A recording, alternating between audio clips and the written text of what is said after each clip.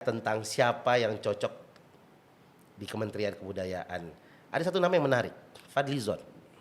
Giring ya? Giring. Ya, Giring belum lah. Giring ya. Jadi wakil mungkin dia bisa gitu ya. Wamen ya, jadi wamen. Yang bisa Helmi Yahya atau siapa? Helmi bisa terlalu TV ya. Terlalu TV, TV terus ya. terlalu industri. Kan tidak semua orang akan jadi Panji. Sangat mengapresiasi Pak Hilmar Farid dalam 2 tahun ini. Dia bukan orang partai. Oh. So dia juga nggak terafiliasi dengan ormas atau apapun lah, ideologis tertentu lah. Jadi orang lihat dia, ini orang benar-benar maju kebudayaan. Sujiwo Tejo lah wamen. Wah, ntar kita wajib pakai topi.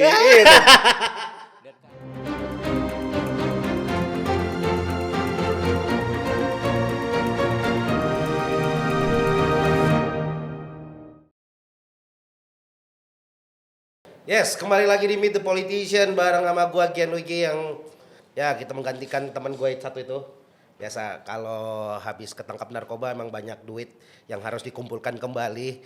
Jadi hari ini dia nggak bisa menjadi host di Meet the Politician. Tapi hari ini gua nggak sendirian karena gua langsung kedatangan 2 orang sekaligus. Ini ada Bang Yos dan Mas Klik. Yes. Kita kenalan dulu Mas, kita kenalan. Mungkin biar lebih familiar dan lebih cair lagi ngobrol ke depannya. Jadi Bang Yos ini siapa, Mas Klik ini siapa, biar rakyat-rakyat komisi bisa tahu juga nih. Boleh, silakan Bang. Oke, pertama saya bukan politician ya. Oke, betul. I'm not a politician, juga bukan budayawan. Oke. Saya hanya mungkin pemerhati, tapi saya bekerja memang di industri yang cukup dekat lah dengan pop culture. Saya seorang strategist planner di sebuah agensi periklanan luar. 20 tahun. Wah, 20 tahun. Udah tua. Kadang-kadang saya juga menulis. Tapi nggak sering. Oke. Terakhir saya nulis tentang stand up comedian. Wah, menarik, nanti kita bahas tentang Iya. stand up comedian. Kalau Mas Klik sendiri, apa nih backgroundnya seperti apa? Lagi menjalani apa Mas?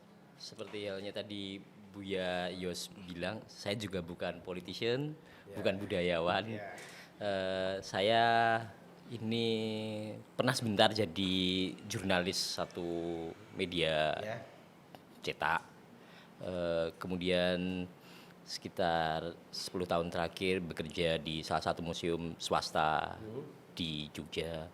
Kemudian ada bisnis kecil pribadi meracik nama bayi. Meracik nama baik. Ya benar bisnis meracik nama baik. Tapi yang menarik adalah hari ini kenapa kita mengundang Bang Yos dan Mas Klik ini adalah kita pengen bicara tentang budaya. Nggak jauh-jauh dari juga apa yang saya kerjakan juga kan Bang Yos ya, stand up comedy. Sebenarnya yang pengen aku tanya pertama kali tadi, nulis tentang stand up tuh kenapa kok bisa kepikiran nulis tentang artikel itu loh Mas? Sebenarnya karena saya lihat waktu itu awalnya saya lihat di demonstrasi yang kemarin terakhir ya.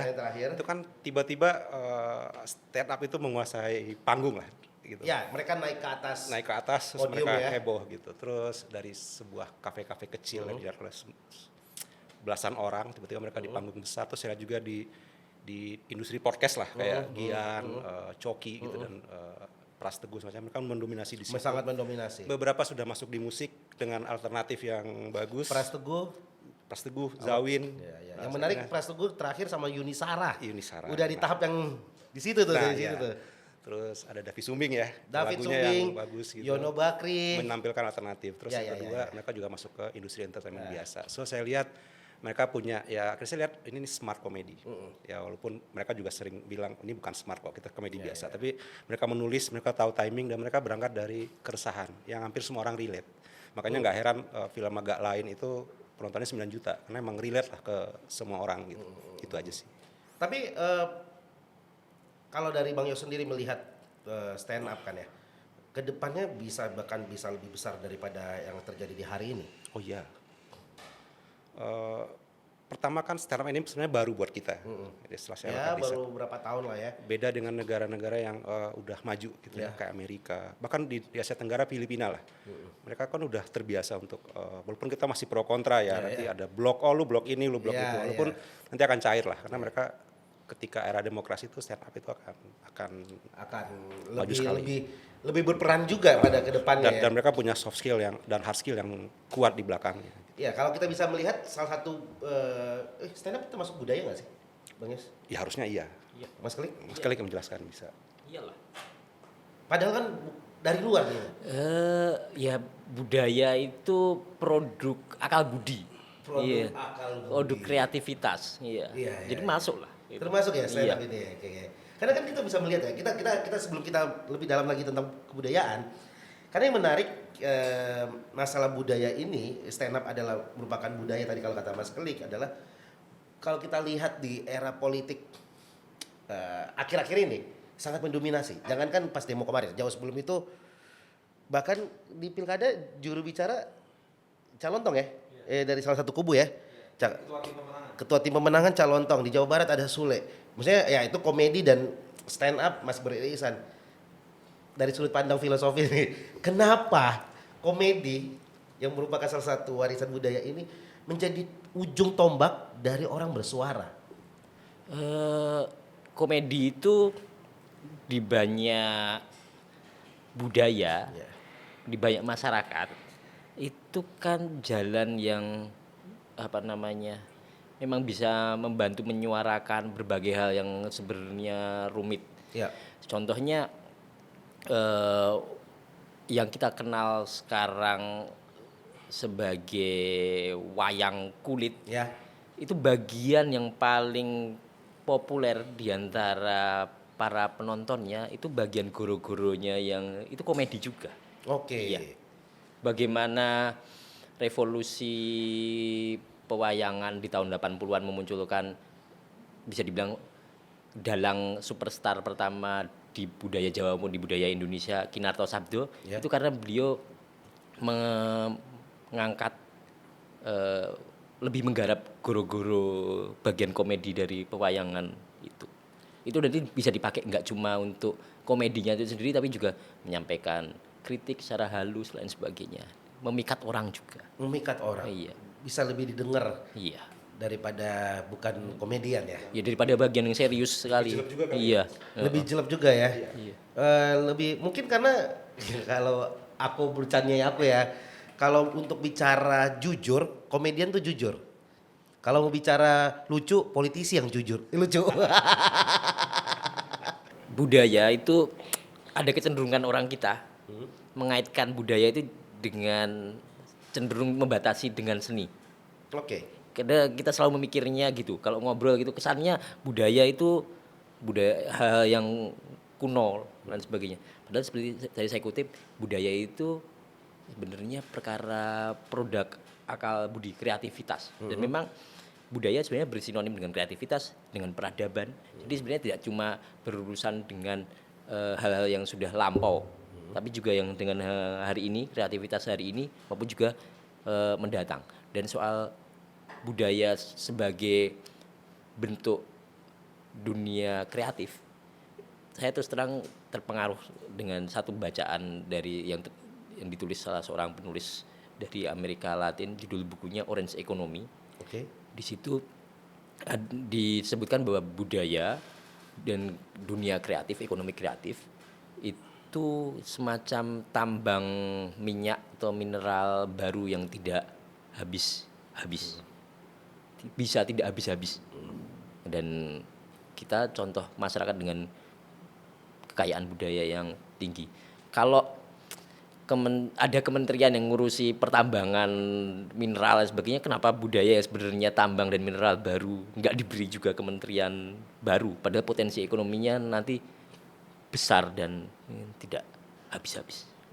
Emang menurut aku pribadi aku sangat setuju kalau ini dipisah. Kalau kita bicara tentang kemarin di debat Pilpres kemarin, Pak Anies sempat bilang bahwa ini kayaknya idenya adalah membagi antara pendidikan dan kebudayaan, ada kementerian sendiri, dan disambut waktu itu sama Pak Prabowo bahwa ini adalah ide yang bagus, dan dengar-dengar emang menjadi kementerian sendiri. Sepenting apa harus terpisah sih menurut dari Bang Yos sama Mas Kelik sendiri? Oh, Oke, boleh, iya. monggo siapa? Iya, iya, Monggo. Saya mulai ini ya, sebelum menjawab langsung. Boleh, ya. boleh. saya ingin menampilkan 3 fun facts. Oke. Tahu nggak lagu yang video musik yang paling sering dilihat di YouTube tahun 2023? Yang aku tahu lagu-lagu kayak lagu-lagu Denny Caknan tuh jutaan, puluhan Yes. juta orang yang nonton. Jadi video musik yang paling banyak dilihat di YouTube tahun 2023 adalah lagu NDXAK. Nemen ya? Nemen. Bener nggak saya ngomongnya? Bukan nemen kan? Nemen. Benar, Nemen. Nah, itu di video musik loh. Yang kedua itu Komang oleh Raim Laude. Raim Laude. Sisanya baru yang lain-lain gitu Iya. ya. Itu di tengah orang tiket war, Coldplay. Di luar itu ya. Di luar itu tetap yang ini paling banyak ditonton. Yang kedua adalah film agak lain. Film agak lain. 9 juta orang yang nonton. Hampir Ya. dikerjakan oleh semua stand up. Dari produser, penulis, sutradara sampai ekstrasnya. Dan yang diangkat tema besarnya adalah sebuah karakter budaya. Karakter budaya. Karakter budaya Sumatera Utara. Budaya orang Sumatera Utara. Yes. Dengan setting budaya tanda kutip budaya pinggiran kan. Ya, Pasar budaya malam. budaya ya rakyat Budaya Indonesia. rakyat Indonesia. Karena relate tadi. Relate tadi. Yang ketiga, Yura Yunita itu konser di Kuala Lumpur. Ya. Dia menyanyikan lagu berbahasa Sunda. Bandung. Oke. Hampir semua penonton itu singelong. Nyanyi rame-rame. Oke. Saya yakin penutur bahasa Sunda kecil lah. Orang Sunda itu nggak banyak jadi TKI. Beda kalau misalnya dari Caknan di Hong Kong mungkin Iya. sebagian Rame, besar rame, penontonnya ya, orang Jawa rame, gitu. rame, Tapi artinya apa? Kita bisa di 10 tahun terakhir itu budaya kita berkembang, Oke. ekosistemnya bagus, dan itu nggak ada kota-kotaan. Ya. Nggak ada larang-larangan. Nggak ada kan larangan film Hollywood cuma boleh masuk 10 judul setahun, nggak ada.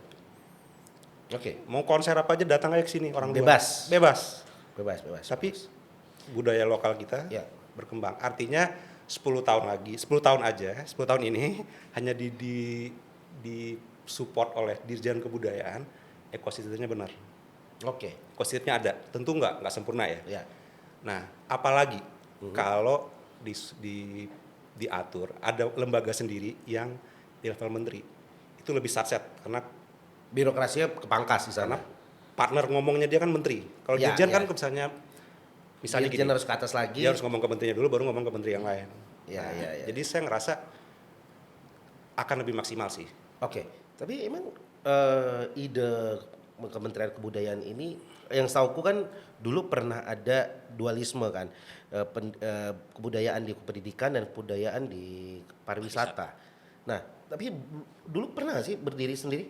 Mas Klik, Bang Yus? Belum pernah. Belum pernah? Belum pernah. Iya, karena aku coba cari juga Iya. yang Iya, aku kayaknya temu adalah berada di dualisme. Ini jadi menarik kan. Sebenarnya kalau kita melihat dari sudut pandang kita sebagai masyarakat, kayak emang kebudayaan ini agak aneh ketika berada di pendidikan, menurutku. Walaupun mungkin konteksnya adalah ya kita lewat pendidikan bisa memperkenalkan budaya sejak dini dan lain-lain. Pariwisata emang maksudku gini, kita mencari tahu kenapa emang harus berdiri sendiri nih? Kenapa nggak bisa digabung dengan yang tadi pariwisata? Kenapa mungkin di kepemudaan, mungkin pemuda dan budaya itu kan juga ada korelasinya. Kenapa benar-benar harus sendiri nih, Bang Yos? Kan bisa saling support tuh jadinya. Kalau pendidikan sih aku nggak setuju ya, karena kayaknya nggak masuk deh pendidikan dan budaya tuh. Kalau pariwisata mungkin oke, pemudaan. Ini saya jawab dari Boleh, sisi saya boleh. yang Karena ini menarik nih, yang karena ini ya yang belum sisi pernah pop ada culture berdiri ya. sendiri tiba-tiba dengan ide-ide segala macam ada dan sebagai seniman pun setuju. Cuman aku tarik ke belakang dulu. Kenapa berdiri sendiri? Kenapa enggak? Dan kenapa ini pendidikan nih kemarin nih? Kenapa enggak pariwisata? Kenapa enggak? Kalau dari Bang Yos mungkin ada Mas Kali. Sekali dulu deh. Kalau bagaimana kebudayaan biasanya nyantol ke pendidikan itu kayaknya warisan dari zaman kolonial Belanda. Kayak zaman Abendanon yang mempromosikan apa naskah-naskah suratnya Kartini sampai akhirnya terbit jadi buku dan sebagainya itu kan ada. Jadi Belanda punya semacam dinas yang ngurusi pengajaran dan kebudayaan. Itu nanti kemudian nomenklaturnya dikembangkan jadi kementerian ketika Indonesia merdeka atau departemen, kita juga pakai istilahnya dulu. Tapi fokusnya ketika itu cenderungnya memang ke arah bagaimana pendidikan lalu bisa menghasilkan orang-orang yang dianggap selain berpengetahuan punya budi pekerti baik. Tapi agaknya waktu itu masih dipandang budaya itu masih memang berurusan dengan lebih ke arah seni dan sebagainya. Ya. Nah, beberapa tahun terakhir perkembangan teknologi informasi lain sebagainya, kan tadi saya seperti yang tadi sedikit saya cuplikan, memang memungkinkan apa yang semula berurusan dengan seni itu punya potensi ekonomi yang besar dan bisa berlipat-lipat lagi. Jadi urusannya mungkin alangkah baiknya ketika dia sudah bergeser jadi hal yang punya keekonomian tinggi, memang ya berdiri sendiri ketimbang mesti tetap nempel dengan pendidikan yang memang menurut saya pendidikan sampai kapanpun harus fokusnya bisa menghasilkan orang-orang yang punya budi pekerti yang baik selain berpengetahuan gitu. Itu kenapa saya rasa baiknya sangat-sangat berdiri sendiri. Kalau dari Bang Yos mungkin ada? Kalau saya ngelihatnya kebudayaan itu kan memang lebih kompleks ya. Iya. Walaupun kita ujungnya nanti biasanya di kesenian lah misalnya. Itu kan nggak semua orang akan ada di depan. Iya. Karena ada orang-orang di belakang. Yang justru lebih banyak gitu. Iya. Orangnya dibanding yang satu stand up show ada mungkin 20 orang di belakang kan. Iya, benar. Yang menyiapkan. Yang mengurusin segala macam. Nah, itu seperti itu rasanya kebudayaan itu. Jadi budaya yang kita tampilkan itu harus di-backup oleh orang yang saling support kan di belakangnya. Dan mengerti. Nah, ketika itu dalam satu lembaga ya, dalam kementerian misalnya, itu sinerginya ada gitu. Walaupun nanti yang kita show misalnya A, B, C gitu ya, cuma kan di belakang itu rapat gitu, padat dan mereka bersinergi, kolaborasi. Jadi kan masalah Indonesia itu selama ini kan koordinasi kan, makanya koordinasi dan komunikasi selalu muncul sinergi sekarang, kolaborasi, sinergi kan isu-isunya kan selalu itu ya. Terus belum lagi bicara ego sektoral. Di Eropa misalnya di negara-negara parlementer Eropa itu kalau nggak salah saya riset tadi dikit baca-baca itu culture digabung sama sport. Ada beberapa negara yang menarik, menggabungkan culture seperti sama itu. sport tuh menarik. Iya kan kalau nggak salah di negara parlementer Eropa gitu. Nah, tapi ketika kita bicara misalnya dengan negara-negara lain juga ada yang sebenarnya spesial budaya. Nah, jadi kalau saya ngelihatnya penting itu ya biar yang supporting system itu sinergi gitu. Walaupun nanti yang akan muncul kayak Thailand lah misalnya, dia kan jualan makanan segala macam kemana. Itu kan supportnya itu nggak cuma yang tiba-tiba ada restoran Thailand di mana-mana, kan nggak. Kan di Amerika itu jumlah restoran Thailand kan 10.000 ya, 20.000 gitu, McD-nya 27.000 gitu, hampir sama McD lah di sana gitu. Nah itu kan ada supporting yang banyak di belakang gitu. Nah itu kan kalau dikoordinasikan, diharmonisasikan ya, apa istilahnya pejabat itu diatur lah gitu disiapin ekosistemnya. Salah satu institusi itu lebih satset sih. Ya benar, karena pentingnya juga budaya kan misalnya salah satu untuk mempromosikan Indonesia adalah kebudayaan. Semua ajang olahraga dibuka dengan memperlihatkan tradisi dari negara-negara yang ikut kan. Kemarin Olimpiade, terus kalau waktu itu di SEA Games segala macam pasti ada pakaian daerah. Itu kan bagian dari budaya itu sendiri dan aku rasa emang harus bisa berdiri dengan sendiri. Nah, yang menariknya adalah aku pernah ngobrol dengan Tompi. Waktu itu yang aku bicarakan adalah masalah Kementerian Kesehatan. Kalau misalnya Kementerian Kebudayaan ada kan pertanyaannya siapa yang mengisi Kementerian Kebudayaan itu. Nah, aku waktu itu nanya ke Tompi. Menurut Dr. Tompi, untuk menjadi seorang menteri, dia adalah pelaku atau dia mengerti manajerial. Nah, kalau di sisi Tompi adalah sebenarnya nggak perlu mengerti kesehatan, yang penting mengerti manajerial. Karena itu adalah dua hal yang berbeda. Nah, kebudayaan ini sendiri. Kriteria. Kita walaupun sudah ada banyaknya banget nama-nama yang sudah keluar ya. Karena ini pasti selalu dibicarakan. Pemilihan ketua PSSI, harus dari kalangan sepak bola. Karena yang mengerti sepak bola itu. Tapi pada ujungnya ketika dipegang sama orang lain yang tidak dari sepak bola, bagus-bagus aja. Nah, pemilihan yang lain pun pasti gejolaknya itu. Mas Klik mungkin bisa ini. Kriteria menjadi Menteri Budaya itu seperti apa dulu? Atau keharapannya deh. Kalau ternyata kita bisa menemukan orang yang paham manajerial itu dan juga punya passion dan bukti punya rekam jejak dalam bidang itu, ya kenapa tidak kita Benar. Iya, kita Ya oke. Iya. Oke. Berarti kalau dari Mas Klik dua itu kalau misalnya punya manajerial dan punya pengalaman dari sektor Iya. yang tersebut, itu kenapa enggak? Iya. Itu menjadi bonus yang luar biasa dari Bang Yos. Kalau saya nambahin Mas Klik Iya. ya, saya cuma pengen orang yang nggak suka ngelarang-larang. Gak suka ngelarang-larang. Menarik. Kenapa Bang Yos? Kenapa pemikirannya budaya ini nggak boleh dilarang-larang? Orang Indonesia, ini bukan orang Indonesia. Karena tadi sebagian- menarik tuh Bang Yos bilang bahwa di 10 tahun terakhir kan nggak ada tuh film Hollywood dilarang cuma 10 per tahun. nggak ada. Tapi kan kalau film Hollywood dibebas luaskan untuk masuk ke Indonesia kan bagaimana nasib film-film dalam negeri? Aman-aman aja. Aman-aman aja. Iya. Artinya Kalau kan- misalnya budaya luar dimasukin bebas masuk, bagaimana masyarakat kita bisa mengerti budaya? Ini nih kayak kritikan-kritikan ke naturalisasi gitu. sekarang gini Mas. Kalau dinaturalisasi gimana pemain-pemain kita berkembang? Mas Gian orang mana? Batak. Ambon, apa ada Ambon, Ambon, ya? Ya, Ambon. Ambon Batak. Selalu generasi 1 generasi 2 generasi di atas kita itu selalu bilang generasi lo akan ngabisin punah nih a priori budaya-budaya tua gitu. Iya. Iya. Mungkin bapak kita dulu juga digituin sama Iya. kakek-kakeknya. Kakek bulu Nah, ke atasan. nyatanya enggak.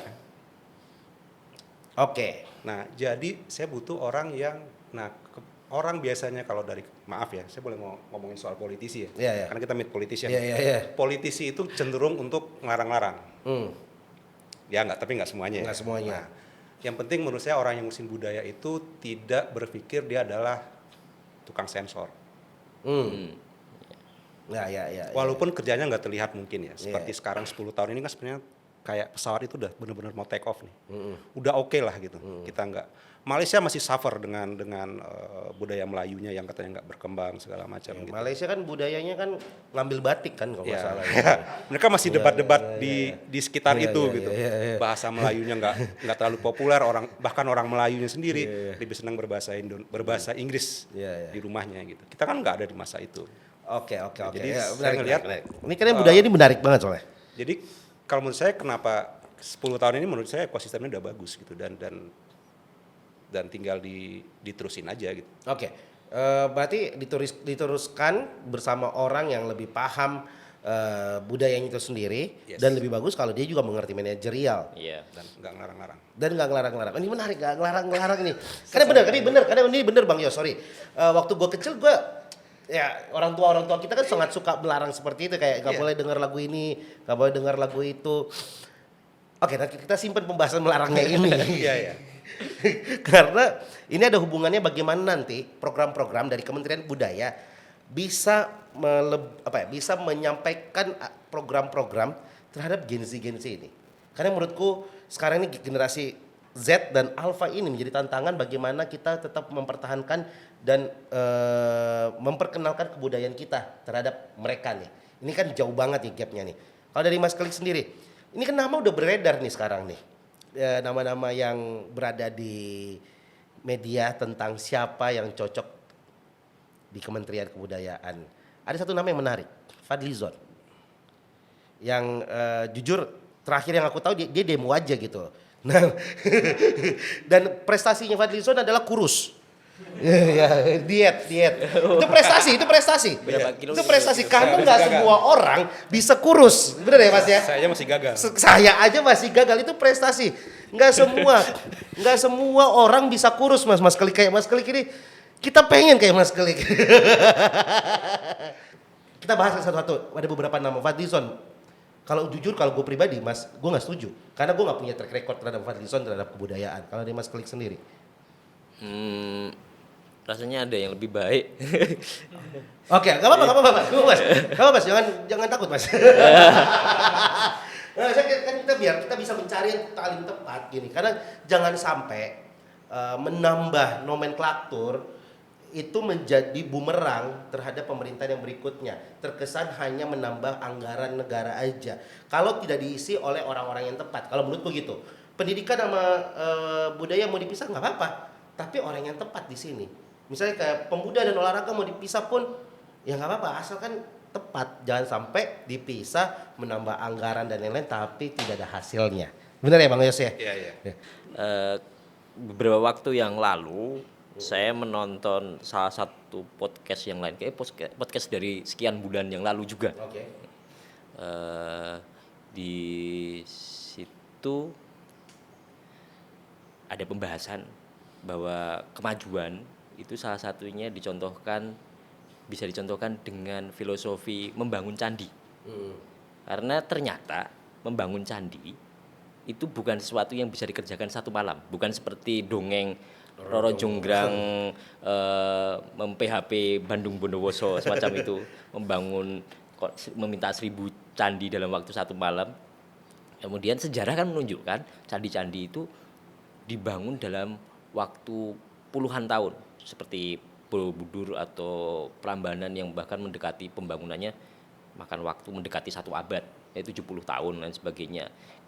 Kuncinya kenapa bangunan-bangunan itu bisa seindah seperti sekarang, masih bisa kita nikmati sekalipun pernah juga mengalami kerusakan itu karena sempat terabaikan, adalah antara yang membangun di awal dengan yang meneruskan dan menyelesaikan itu punya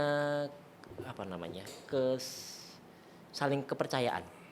Yang mulai membangun di awal tidak lalu memaksakan untuk harus bisa pengen melihat bangunannya jadi ketika dia masih hidup. Dan yang meneruskan pun mau melanjutkan hal yang tidak dimulai oleh mereka.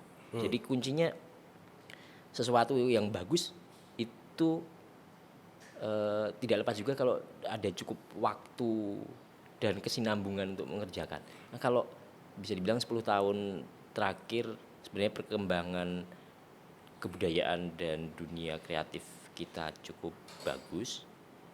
Rasanya yang kita lihat, siapa sih pejabat yang 10 tahun ini paling berdekatan urusannya dengan itu? Rasanya kan Direktur Kebudayaan. Dirjen. Ya, pendapat sih kalau dari Bang Yos. Pendapat sih. Walaupun nama-nama lain ada ya, beredar ya. Iya. Dan Kenapa itu nggak Fadlizon?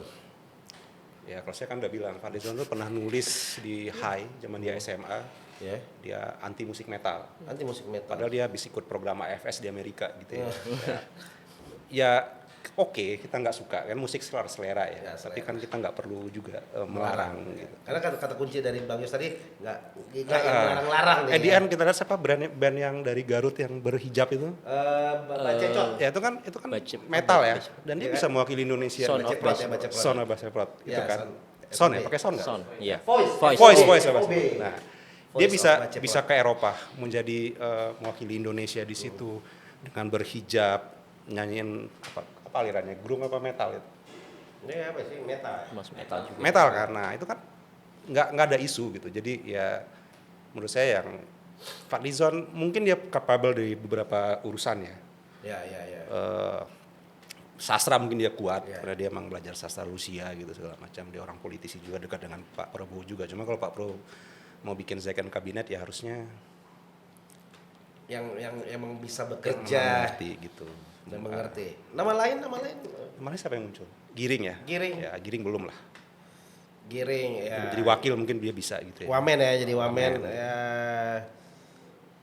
Giring ya suaranya doang yang tinggi kalau nyanyi Mas. Ya. Ya, terus Kalau di pemilu enggak suara rendah ya. sekarang kan dia mau jadi vokalis Triad kan. Oh iya. Kan Triad mau pakai sistem kayak Dewa. Oh, ini ganti-ganti ya, ganti-ganti. Salah satunya Aldi Taher. Mungkin dia akan Saya sih lebih pilih Aldi Taher. bukan rebutan ya, mungkin nanti kan kalau kata Dani kan tergantung siapa yang ngundang. Kalau Siapa yang maunya Aldi ngundang, Taher ya Aldi Taher. iya, Mungkin iya, Giring iya. mastiin dulu dia. Siapa lebih lagi banyak. ya? Helmi Yahya ada Iya, tuh. ya. Maksudnya aku pengen nanya kalau dari kalangan artis emang nggak ada atau kalangan seniman-seniman kita yang bisa Helmi Yahya atau siapa? Helmi Yahya bisa agak terlalu TV ya. Terlalu TV, terlalu TV terus ya. terlalu industri. Terlalu Terlalu industri. terlalu Sebenarnya kan industri. kebudayaan itu kan dari hulu hilir dia harus urus. Iya benar sih, sebenarnya kebudayaan itu kan nggak bisa dilihat dari sisi manajerialnya doang, tapi dari hulu ke hilirnya bagaimana dan budaya di kebudayaan Indonesia kan nggak cuma satu dua doang gitu, Iya. terlalu kompleks kebudayaan Iya, ini nih. jadi Jadi benar-benar dan tadi sepakat sih menarik ya dari apa Mas Klik sendiri ngomong. Eh, ini sudah berjalan 10 tahun, progresnya juga cukup baik gitu ya. Kalau tadi kata Bang Yos ini sebenarnya take off aja nih kan. Kenapa nggak dilanjutkan oleh Dirjen yang menjabat sekarang gitu. Kalau dari Bang Yos sendiri melihat Dirjen yang sekarang seperti apa? Dengan segala prestasinya ya, kita tahu dia juga mensupport FFI kemarin. Ya kan? prestasi kan udah saya bilang tuh yang tiga yang tadi di tengah gempuran macam-macam ya kita sangat bagus lah gitu.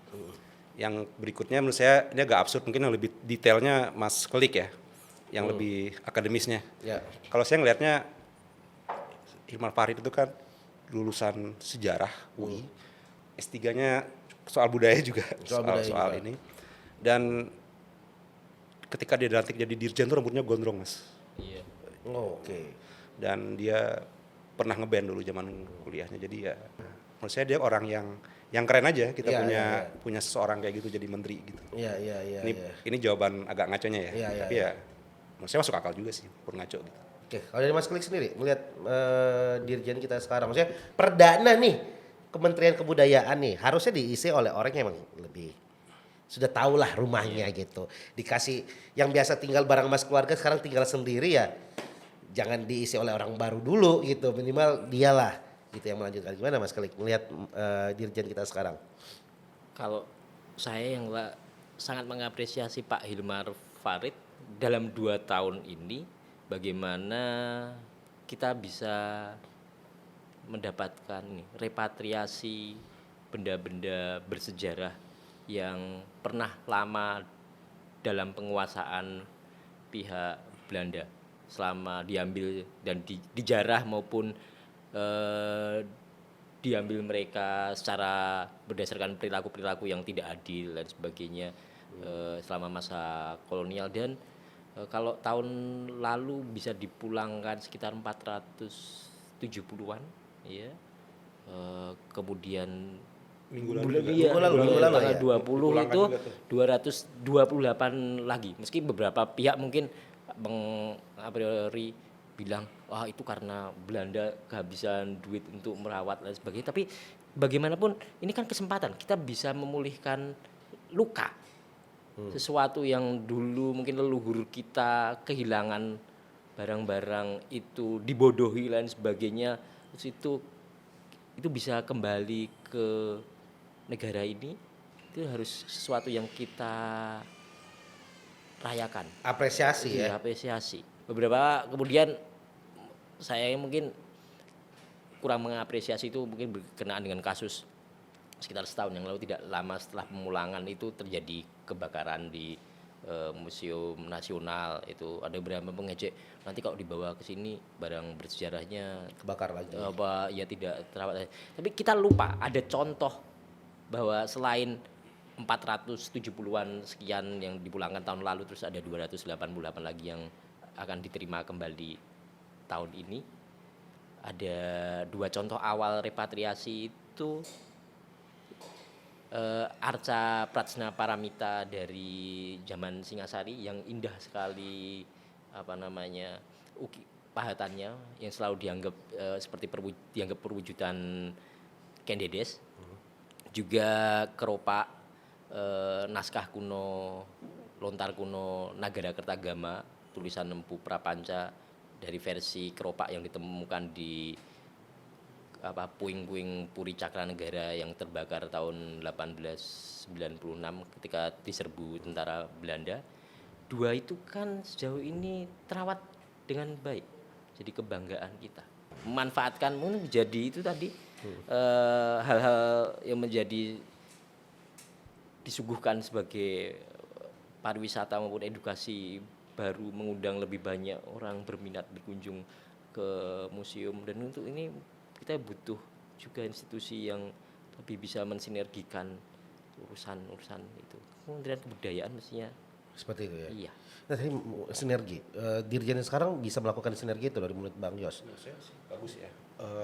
Kita ingat, saya pernah baca kalau keuangan kan punya LPDP ya, yang memkuliahkan orang keluar dana abadi gitu. Iya. Masalah kebudayaan tuh punya dana abadi juga ya. Dana abadi kebudayaan. Iya, dan itu angkanya udah triliunan. Harusnya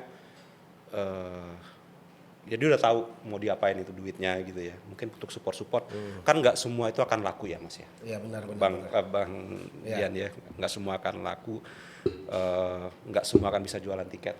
Iya benar. Apalagi orang-orang tengah merintis. Iya.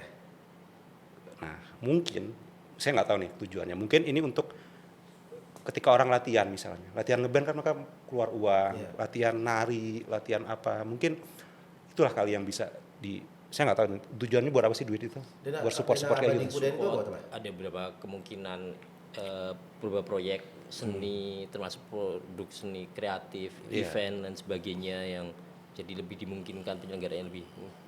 Jadi saya melihatnya ya dia punya visi tanda kutip industrial, terus punya visi yang ini kan yang grande ya, yang bukan grande ya, yang bawa barang-barang Itu kan, ya. kuliah itu kan yang orang-orang yang itulah gitu, enggak itu, tapi dia tahu gitu ini ada area yang saya sih ngelihatnya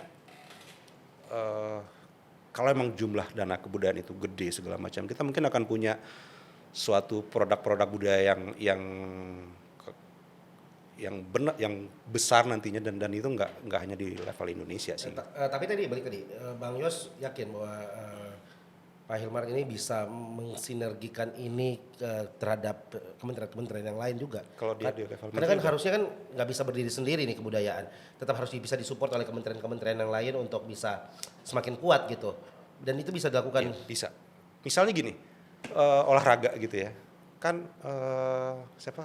Coach Justin selalu bilang tuh, Iya. pemerintah perlu support, bikin stadion, bikin apa?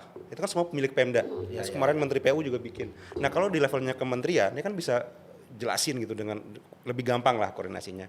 Gue mau dong setiap daerah tuh punya sanggar, punya stage Museum, yang bisa dipakai kapan aja dan itu free gitu misalnya. buat pertunjukan ya. Buat pertunjukan atau support nih orang yang lagi latihan ini disupport segala macam. Itu kan banyak gitu manfaatnya gitu. Kalau yang lead kebudayaan itu di levelnya menteri. Lebih Ya, gampang. benar. Bukan hanya dirjen doang kan ya. Iya. Dan itu bisa mensinergikan ke kementerian-kementerian yang lain. Karena kalau kita melihat Korea ya, Korea itu termasuk negara yang sangat sinergi terhadap pariwisata, terus kebudayaannya, dan kita bisa lihat dari lagu-lagunya, di tiap lagu video klip itu tetap memperlihatkan keindahan dari Koreanya itu sendiri, dan yang disinergikan di film-film ini fakta ya, di film-film K-pop drama Korea ya, drakor itu tuh produknya harus produk-produk Korea, makanya handphonenya harus Samsung, lagunya harus BTS segala macam. Itu bentuk sinergi kalau menurut saya dari mungkin industrinya, industri teknologinya, kebudayaannya, terus senimannya, itu tetap ada satu sinergi. Dan dana ke pemerintah ke tur K-pop itu juga gede loh ternyata dananya mereka. Karena dengan BTS mungkin kita melihatnya ya udah drakor K-pop gitu aja.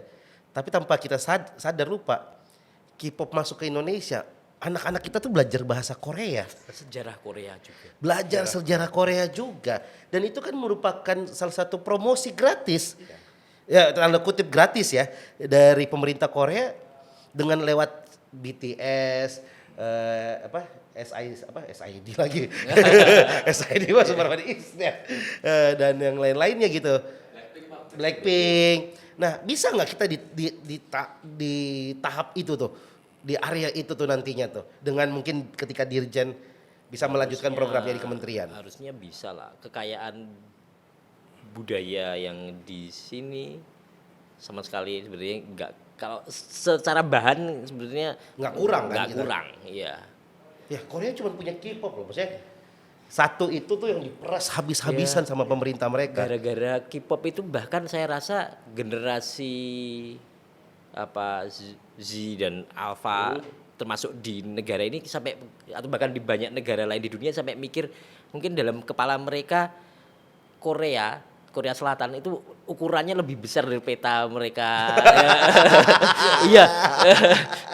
Ternyata nggak cuma setengah dari semenanjung Korea itu, tapi mungkin bayangannya gini. Besar banget Iya, kan karena mereka bayangan. jadinya teman-teman saya juga atau kawan-kawan kantor yang muda-muda itu jadinya sangat dikit-dikit kalau nyebut cerita sejarah tentang kerajaan-kerajaan, rujukannya drama-drama sage Korea dan sebagainya. Iya. Padahal kalau dipikir Indonesia sebenarnya punya drama bersetting kerajaan dan sejarah yang Oh, iya. yang nggak kalah, kayak kita pernah punya Tutur Niluar versi 1997 Dharma. yang set syutingnya pernah sampai Cina dan sebagainya. Bahkan ada satu Iya. set syuting di Indonesia tuh di daerah Cibubur atau mana ya. Ya itu semua syuting-syuting kerajaan tuh ada di situ. Dan sekarang udah jarang banget yang pakai. Nah, Terakhir aku syuting di sana itu udah terbengkalai. Padahal tuh setnya besar banget. Aduh aku lupa setnya namanya. Dia satu kawasan itu bentuknya itu di dalam banget lah, di dalam banget. Secara akses kurang. Itu di tengah sawah gitu masuk satu mobil ke dalam ke ujung di tengah-tengah sawah itu set-set yang tadi drama-drama kerajaan kita dan terbengkalai karena mungkin sekarang udah nggak laku. Siapa yang mau bikin? Mungkin nggak tahu produksinya masih ada atau enggak, aku nggak tahu. Cuman kalau dulu kan di Indosiar kalau nggak salah tuh itu cita-cita kerajaan itu ada di sana gitu. Tapi apa sih sebenarnya sebelum kita lanjut apa yang membuat itu pudar? Sebenarnya kalau dibilang pudar sih enggak ya. Sebenarnya orang juga masih ini, cuma karena Korea lebih Masif. lebih serius, lebih maksimal. Terus apa namanya? Korea itu kan produser film terbesarnya itu perusahaan pakan ternak loh. CJ itu. Iya, CJ itu ya. Terus cuma kan karena pemerintahnya bilang, "Wah, lu bikinin produk ini." Nah, itu kan mungkin dilakukan oleh Ada intervensi pemerintah. intervensi yang dalam positif Iya. larang-larang gitu ya. Iya. Tetap larang-larang. Saya tetap nggak suka yang larang-larang gitu, karena makin dilarang kan makin orang makin penasaran Iya, jadinya, benar, gitu. benar, Jadi benar. mending lepas aja gitu. Nah, ya gitu ya Jian. Ya, ada intervensi dari pemerintah untuk lo harus berkontribusi nih. Iya. Dan kita bisa bilang bahwa ini efek dari kebudayaan ya. Kita belajar dari Korea.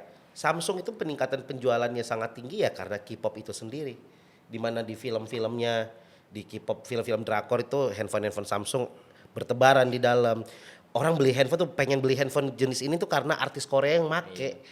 Maksudnya, Ya nggak usah jauh-jauh, teman dari stand up Arif Brata iya. beli mobil apa gara-gara lihat film Korea kan. Iya itu apa?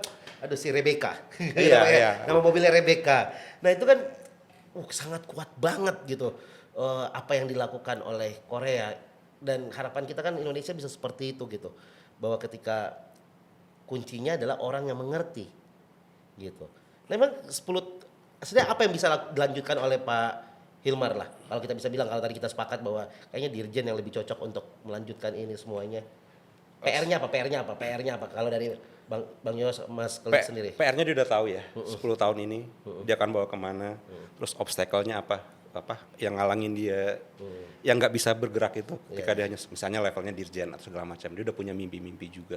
Terus yang kedua itu menurut saya yang lebih menarik itu dia bukan orang partai, so dia juga nggak terafiliasi dengan ormas atau apapun lah, ideologis tertentu lah. Jadi orang lihat dia, ini orang benar-benar maju kebudayaan. Mungkin orang partai bukan berarti orang partai nggak ada yang kayak gitu ya, pasti ada. Tapi kan orang udah takut duluan. Lu paling nanti Titipan atau apa boneka. partai-partai lu aja yang lu bantu atau ormas-ormas lu aja. Nah, ini kan mumpung menurut saya ya kesempatan ada orang yang apa istilahnya teknokrat ya. Teknokrat di situ yang sekolahnya bidang 10 tahun ini juga bagus, apa yang dilakukan selama 10 tahun di kebudayaan ya. Orang nggak akan nolak dia gitu. Terus orang juga nggak akan berprasangka negatif, tentu akan ada, cuma nggak akan banyak. Dibanding misalnya ditaruh situ Fadlizon misalnya. Orang partai ya. Orang partai. Terus misalnya Helmi Yahya di situ PS ini gitu. Nanti bagi ya mungkin Helmi Yahya bisa objektif, Fadlizon pun bisa objektif, cuma ketakutan di awal apa istilahnya. Ya. Itu enggak. Ya Helmi Yahya Giring wamen lah ya. Maksudnya kalau mau Wamen bisa. ada sisi pelaku seninya. Bukan kita anti orang partai ya. Iya, tapi iya. menurut saya ya udahlah, nggak usah orang partai dulu deh. Gitu. Sujiwo Tejo lah wamen. Wah, ntar kita wajib pakai topi topi koboi. Ini kalau calon yang lain punya keunggulan di soal sastra, rasanya Pak Hilmar Farid soal sastra, iya nggak kalah juga, ya kan? Kenapa nggak ngambil yang kayak gitu? Iya. Nah, kalau mungkin Mas Klik bisa lanjutin, apa harapannya di Kementerian Kebudayaan satu dan ya semoga masukan-masukan ini bisa didengar dan pada akhirnya mungkin Pak Dirjen bisa maju. Harapannya apa Mas Klik? Ada ini juga, selain perkara tadi sempat disinggung Buya ya soal dana abadi kebudayaan, ada juga terobosan lain yang mungkin sempat hampir tadi saya lupakan, ini terobosan Indonesian Heritage Agency. Ya, jadi revitalisasi museum-museum jadi meningkat kualitasnya, kemudian iklim kerja diubah ke arah mulai memikirkan bagaimana juga bisa menghidupi diri sendiri atau kalau bisa bahkan mendapatkan profit. Itu kan satu terobosan baru yang mungkin membuka peluang di kemudian hari museum-museum dan cagar budaya di Indonesia lebih bisa sustainable, tidak terlalu menggantungkan diri semata sebagai penerima anggaran, tapi juga mungkin lebih proaktif, lebih kreatif dan sebagainya. Ini membuka kemungkinan ya museum-museum dan cagar budaya lebih relevan di masa mendatang, mensupport pendidikan, mensupport pariwisata juga. Iya. Kalau saya agak serius boleh nggak? Boleh dong, boleh serius. Dari tadi kita serius. Serius ya. Kalau saya gini, saya tuh kan punya kampung di Padang ya. Ya. Jadi ada namanya folk theater Randai. Oke. Jadi mereka bersilat, ada dialog, terus ada musik pengiringnya. Di kampung saya tuh lumayan bagus, jadi mereka tiap minggu latihan. Dan ada support juga, walaupun kecil mungkin dari pemerintah desanya. Mereka latihan tiap minggu. Kalau ada festival mereka datang demi hadiah yang nggak seberapa. Effortnya lebih besar. Tapi kebudayaan itu mungkin juga olahraga. Itu kan lebih ke ada beberapa agak filosofis nih, agak serius nih ya. Jadi ada beberapa yang bisa kita dapat dari situ. Kalau dikelola orang yang tepat. Ada penghargaan terhadap proses. Gian misalnya. Anak-anak stand up komunitas berproses kan mereka, stand up segala macam walaupun ada seleksi alam. Ketika mereka ada di sana, ya kemarin saya nulis proses itu agak serius risetnya waktu itu. Mereka adalah komunitas yang cukup kompak, tetap ada friksi-friksi tapi ya kompak lah gitu ya. Kompak sekali. Mereka menghargai proses. Nah, orang-orang budaya itu ketika mereka menjadi sindan lah misalnya di wayang, saya nggak terlalu ngerti ya misalnya. Tapi kan sampai ke situ ada proses yang mereka lalui. Nah, ketika budaya diurus oleh orang yang benar, ada penghormatan terhadap proses, ada penghormatan ketika ada hasil, ada penerimaan terhadap diri. Kan tidak semua orang akan jadi Panji yang nonton di stand up yang ditonton oleh 10.000 orang. Tapi kan ada penerimaan diri. Oke, ini saya di sini, saya akan support. Saya jadi penulis aja deh gitu. Nah, jadi ada proses-proses yang beyond dari sekedar perform. Nah, kalau kita diurus oleh orang-orang seperti itu, ini olahraga juga kayak gitu. Olahraga itu ada proses juga, penghormatan terhadap proses, penghormatan terhadap kekalahan dan kemenangan, gitu, penerimaan diri gitu ya. Nah, kalau budaya itu dikelola sama orang yang benar, kita jadi efeknya nggak cuma untuk sekedar tampil, sekedar penyanyi, penari semacam, tapi kalau ini dilakukan secara benar, orang-orang kita, generasi anak-anak kita sekarang itu kan, anak kita nanti itu kan menghormati proses, nggak hanya soal wah gue dapat piala bisa gue beli kok gitu. Jadi ada itu dan mereka ada proses untuk sampai situ lo ada latihan loh gitu. Stand up itu sampai situ itu mereka latihan. Teater. Berapa kali bom orang diem, orang sibuk handphone ketika mereka performnya kan. Nah, ketika mereka belajar di situ. Jadi menurut saya ada itu versi seriusnya gitu. Iya. Dan orang yang bisa memperkenalkan proses itu adalah orang yang tepat karena dia juga mengerti tentang proses itu sendiri kan. Betul. Ya, karena ya latihan stand up itu nggak mudah ya, kita harus latihan gagal nulis teater. Aku pun ikut teater, latihannya nggak mudah gitu loh. Harus di tengah-tengah panas, kadang-kadang di tengah matahari segala macam, teriak segala macam. Gue ada ponakan yang akhirnya dia memutuskan untuk jadi fokus di lighting di teater. Wih. Karena menurut dia lebih bagus di situ. Itu kan ada penerimaan dirinya gitu. Oh, sentasnya nggak bagus Ini menarik di nih. frontman Iya. gitu. Karena di stand up juga harus seperti itu sih. Maksudnya ketika lu 10 kali gagal ya lu harus bisa sepakat bahwa mungkin lu jadi admin IG komunitas gitu. Iya, itu masalah penerimaan diri. Tapi ada penghargaan terhadap proses. Kan? Iya. Kalau lu ngerasa kalau kayaknya gara-gara lu stand up, lu telat ke kantor terus lu nggak lucu-lucu ya, mungkin lu jadi manajer stand up gitu, manajer talent gitu kan. Maksudnya ada hal yang harus kita legokan dan itu dari bagian dari proses. Dan itu harus dikelola oleh orang-orang yang memahami kayak Mas Klik lah, yang memahami budaya itu secara filosofis sih. Nah, tadi masalah melarang Bang Yos. Ini menarik nih Bang Yos. Kenapa nggak boleh dilarang? Kenapa dibebaskan? Saya tidak percaya ada sekelompok orang itu bisa ngelarang-larang orang. Sekelompok kecil. Oke. Dia membuat batasan apa segala macam. Dia pasti akan dilatar belakangi oleh dia. Walaupun mungkin dia capable ya, dia ahli di segala macam.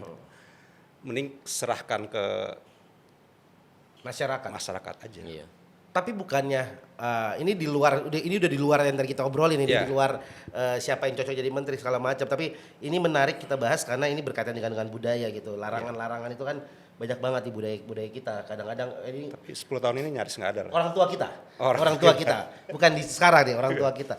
Karena menarik nih bagaimana kita bisa menjelaskan ke anak cucu kita ke depan nanti sehingga tadi budaya yang kita nggak kekikis, tapi budaya luar masuk tetap boleh. Yang pertama kan budaya itu memang harus adaptif, harus progres. Wah ini menarik nih, baru pertama kali aku dengar budaya itu harus. Sekarang gini deh, Denny Caknan sampai Happy Asmara gitu ya. Kalau yang ngerti skena musik, dia berani loh. Ada sentuhan jazz di intronya, dia pakai trompet, pakai saksofon. Walaupun ambience tetap koplo ya, at the end ya. Kan ada progres di situ gitu dan skill. Katanya Koil itu sekarang ada koplo di. Ada, dia punya sesi koplonya. Siapa bisa bayangin Otong tahun 90-an akan bikin musik kayak gitu? Yang nggak ada sih. Nah, Otong bikin makanan di Bandung enak. Kang Otong enak makanannya. Sama obat lego, rumah makan lego enak. Obat jago juga. masak dia. Nah, Otong Koil. Jadi kan ada proses adaptif. Musik musik tapi, ya. Skena kita saat ini di musik, di film, di segala macam itu kan adaptif dan progres. Kalau emang statik kayak orang-orang tua kita dulu udah ditinggalkan. Tapi nggak takut kebudayaan itu luntur? Enggak. Budaya kan harus. Kenapa? Karena ini jujur Kak, Bang, aku baru pertama kali mendengar budaya itu harus adaptif. Karena mungkin ya karena pengaruh orang tua yang melarang bahwa ini harus begini, saklek segala macam. Tapi ini menarik nih, bagaimana caranya nanti budayanya jadinya karena tidak dilarang-larang, ada kompetisi jadinya lebih berotot dengan sendirinya. Iya. Oh. Sekarang saya tahu Randai ya, karena kampung saya itu sangat aktif bikin Randai. Jadi kalau saya pulang itu nih ngapain orang-orang kumpul gitu ya. Sumatera Utara tuh Sumatera Barat itu kan folk theater. Ya Sumatera Barat, ya maksudnya tadi aku bilang keluarga aku Sumatera Utara juga kuat banget itu budayanya. Itu tuh dulu itu cuma musik itu kayak gamelan itu namanya talempong ya. Cuma itu doang. Sekarang udah ada organ tuh, udah ada organnya, udah ada macam-macam. Kalau masih ngikutin pakem lama yang 100 tahun lalu, emang nggak akan dinikmati ya. Jadi saya orang yang cukup optimis ke depan tuh nggak akan habis. Nggak akan punah. Tadi menarik tuh kata Mas Klik tadi, karena kompetitif, jadi otot-otot kebudayaannya jadi terasa jadi semakin kuat gitu loh. Jangan dibiasakan produk budayanya jadinya lembam dan mandek tanpa kreativitas. Yang harus disokong itu bagaimana mereka bisa mengembangkan diri. Harus relevan, berarti budaya ini juga harus adaptif dan relevan terhadap anak muda. Gimana bisa mau diterima? Dan anak muda kita sekarang itu open. Saya pernah ke Jogja, ke kafe, itu yang diputar lagu Mardua Holong coba. Oh sekarang saya kalau ngeliat karaoke pakai lagu itu. Dan nggak mungkin semua orang Batak kan. Iya, nggak semua orang Audiensnya. Batak ya. Kemarin tukang kerja di sebelah rumah saya orang Jawa, Iya, itu muter lagu Minang. Kemarin saya karaoke di Dumai, Jawa, kayak di Riau, nemen dinyanyiin kok di Sumatera, di Sumatera gitu. Jadi nggak ada Oke, batasan. Oke. Ya karena wah, masa lagu daerah dibawa di klub mabuk-mabukan. Nah, Wah. kalau larang-larang, misalnya ketua lembaga adat Padang, jangan sampai lagi. Nggak, saya ngomongin orang. Aku tahu, Lebih aku enak tahu. sebut sendiri. Aku Jangan tahu, sampai aku lagi tahu, bawain aku lagu tahu, Jawa aku ya di sini ya gitu. Aku tahu. Nggak ada kan? Karena pada akhirnya adaptif dan relevan dan progresif itu lawannya adalah adat. Akhirnya bukan soal adat ini. Adat itu kan sebenarnya Iya. dinamis ya. Sebenarnya gini, harusnya kan menjaga adatnya itu perlu, tapi tetap memperkenalkan adatnya ke masyarakat yang lebih luas. Lagu Salah Dan harus lebih Via Valen relevan. sayang Via Valen itu banyak versi bahasa daerahnya. Ya. Jadi Wah, itu progres paling bagus loh, inklusif, apa cross boundary ya, apa istilahnya? Iya. Menembus batas. Tadi saya jadi inget tadi soal sedikit agak budur. Ada pertanyaan kenapa beberapa serial atau film Genre Korea. bersetting cerita Oh, sejarah, sejarah, ya sejarah. di Indonesia kemudian surut, tidak seperti 90-an 2000-an 19 sampai 2000-an awal gitu loh. Iya. Kita Aduh, aku lupa penasaran bahwa studionya. yang setelah 2000-an dekade pertama 2000-an ke sini ada satu hal yang kemudian membuat tampilan tontonan semacam itu mungkin jadinya minus di antara penonton kita adalah contohnya kostumnya kemudian tidak tampak seperti di masa itu. Iya.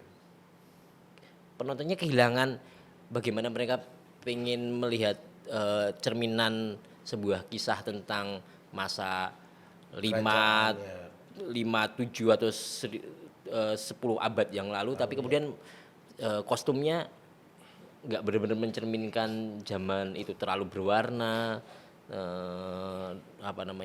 terlalu ada ketakutan untuk bagian tertentu nanti nggak lolos sensor itu jadinya membuat Sensor ini. itu jadinya Kita butuh Kalau itu aku menteri setuju yang- tuh, kita butuh menteri kebudayaan yang nggak tukang sensor. Ya.